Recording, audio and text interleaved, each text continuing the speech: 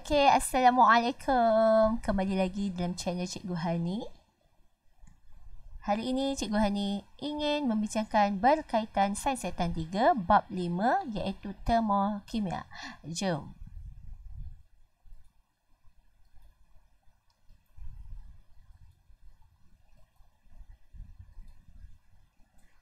Okey, apakah yang kita akan pelajari dalam bahagian ini?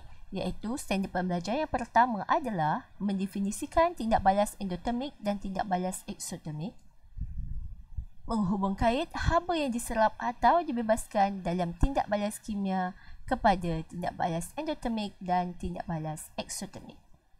Yang ketiga, menjalankan eksperimen untuk membanding dan membeza tindak balas eksotermik dengan tindak balas endotermik.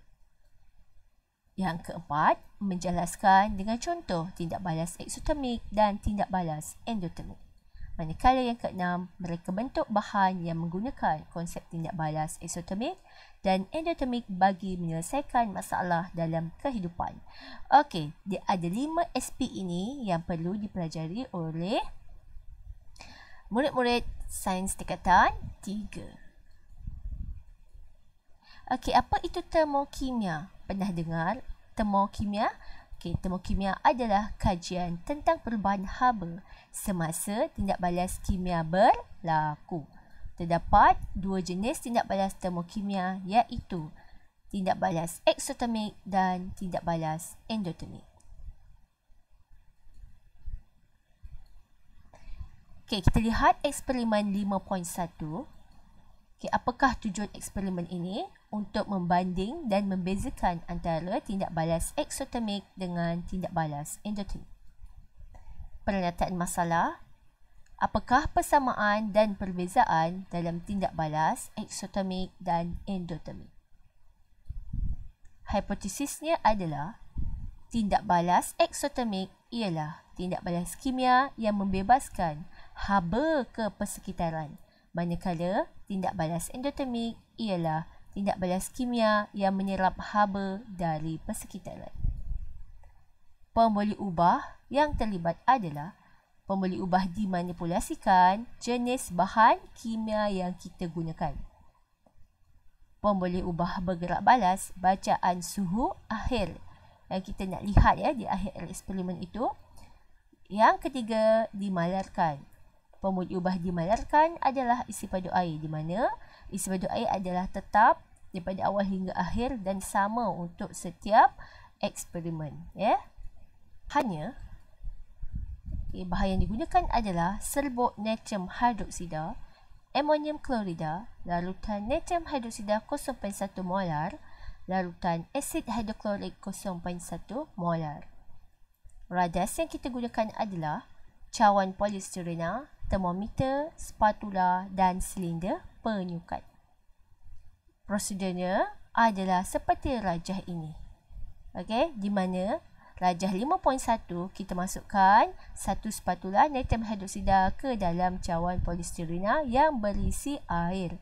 Air ini telah disukat pada isi padu yang tetap Contohnya cikgu sukat air ini sebanyak 50 ml. Okay, kita gunakan 50 ml air untuk serbuk natrium hidroksida, untuk amonium klorida juga mesti sama. Okay, kemudian kita kacau menggunakan termometer yang ada di dalam ini yang kita gunakan. Okey, pada awalnya kita catatkan suhu akhir ni sebelum dimasukkan natrium hidroksida. Selepas natrium hidroksida dimasukkan, kacau, and then kita catatkan bacaan suhu maksimum atau minimum untuk campuran tindak balas ni. Okey, seterusnya eksperimen ini akan diulang menggunakan bahan yang lain iaitu amonium klorida. Okey, daripada senarai bahan. Seterusnya, rajah 5.2 kita gunakan masih cawan polistirena iaitu rajas yang tadi, tapi kita gunakan asid hidroklorik cair, kita sukat isi padunya iaitu kita gunakan 25 ml asid hidroklorik cair dan juga kita sukat isi padu larutan natrium hidroksida ni 25 ml. Kita masukkan. Okey, sama juga isi padu awal asid ni kita rekodkan, and then selepas kita masukkan larutan natrium hidroksida, kacau, kemudian kita ambil suhu minimum atau suhu maksimum yang dicapai. Okey. Itu saja berkaitan dengan eksperimennya. Nanti bila kamu buat eksperimen itu, kamu akan lihat sama ada bacaan termometer itu meningkat atau menurun. Okey, kalau bacaan suhu itu menurun, ia menunjukkan tindak balas endotermik. Jika bacaan suhu termometer itu meningkat, ia menunjukkan tindak balas eksotermik, di mana haba telah dibebaskan ke persekitaran. Okey, untuk eksotermik. Manakala untuk endotermik tadi, bila suhu menurun, okey, bacaan termometer menurun, ia menunjukkan haba telah diserap dari persekitaran supaya tindak balas itu boleh berlaku. Alright. So sekarang kita lihat contoh tindak balas eksotermik. Okey, yang pertama kita ada apa benda ni? Ini adalah pembakaran bunga api. Okey, yang kedua kita ada letupan bom ya. Okey, yang ketiga kita ada ini tadi tindak balas peneutralan. Di mana kalau kamu ingat lagi eksperimen 5.1 tadi, kita ada gunakan larutan natrium hidroksida sebagai contoh alkali dan juga kita gunakan asid hidroklorik sebagai contoh alkali. Okay, ia merupakan tindak balas peneutralan. Okay, ini dia real lah. Titration method kaedah pentitratan. Right, so peneutralan asid dengan alkali. So hari-hari kita berrespirasi, betul? Respirasi juga adalah proses contoh tindak balas eksotermik ya. Sebab kita bebaskan haba kan semasa udara dihembus masa hembusan udara, hembusan nafas. Okey, baiklah. Seterusnya kita lihat contoh tindak balas endotermik. Kita ada apa?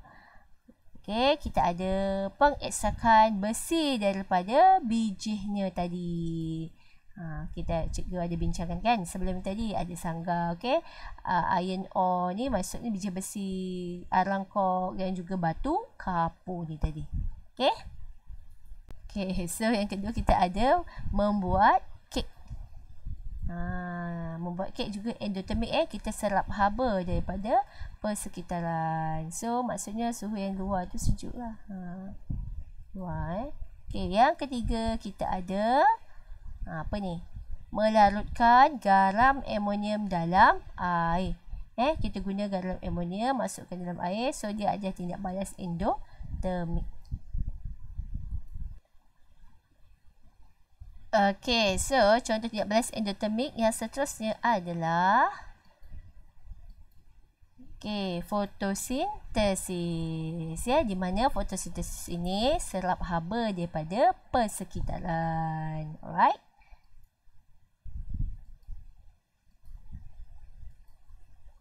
Membuat kek tadi dah lihat membuat kek.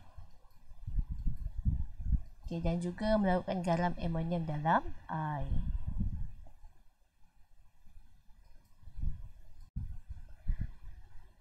Seterusnya kita sambung. Mereka bentuk bahan menggunakan konsep tindak balas eksotermik dan endotermik bagi menyelesaikan masalah kehidupan harian. So, di sini ada dua contoh yang cikgu kongsikan, iaitu yang pertama adalah pek sejuk segera. Pek sejuk segera kita gunakan amonium nitrat dan juga air ya. Di mana ini merupakan tindak balas endotermik ya. Kita serap haba daripada persekitaran. Okey, seterusnya yang kedua kita ada pek panas segera. Okey, untuk mengelakkan kekejangan otot otot ya. Pek panas segera ni mengelakkan kekejangan otot ya. Ia melibatkan proses tindak balas eksotermik ya. Kita bebaskan haba ke persekitaran. Alright. Okey, sudah habis perkongsian cikgu berkaitan dengan bab 5 termokimia.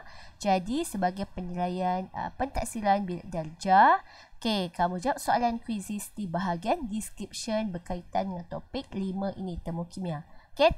Termokimia ini pendek sahaja topiknya, iaitu berkaitan endotermik dan eksotermik sahaja. Dan juga contoh-contohnya.